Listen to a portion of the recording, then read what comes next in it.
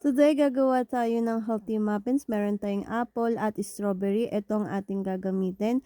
At ito naman po yung mga ingredients natin. Ito lang yung ingredients na meron tayo sa fridge at pantry po natin. So, ito po na-slice na natin yung mga fruits natin. Strawberries and apple. And then, ito nalagay na rin natin yung eggs and oil po. Ayan. Ayan na siya.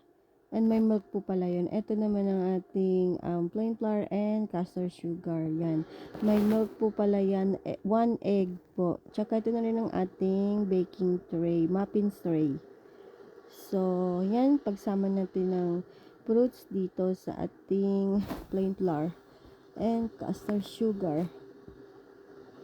So, syempre, kailangan lang natin siyang i-combine together. Yan. Combine natin yung fruits sa plain flour and castor sugar at ilipat natin o isalin na natin ang liquid dito sa ating solid ingredients. Ayan, haluin lang natin siya ng mabuti. Kapag pansin nyo na parang dry pa yung inyong dough, pwede nyo siyang dagdagan ng gatas.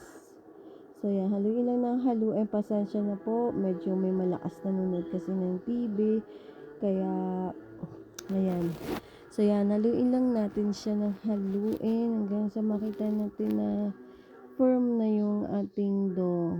So, yan, nakikita nyo naman po.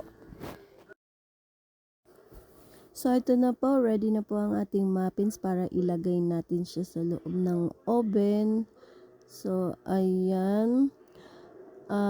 Wag po pala natin kalimutang maglagay ng gloves kasi medyo mainit ang ating oven at nakaset na po ito ng 24 minutes na 180 po.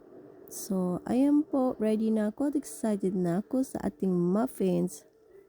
So, ito na po. Ayan na. Ready na ang ating muffin. Mukha naman po siyang okay. At amoy fruits po ang ating muffin. Siyempre, ano siya, strawberries and apple. Kaya amoy fruits siya. So, ayan po. Salamat po sa panonood.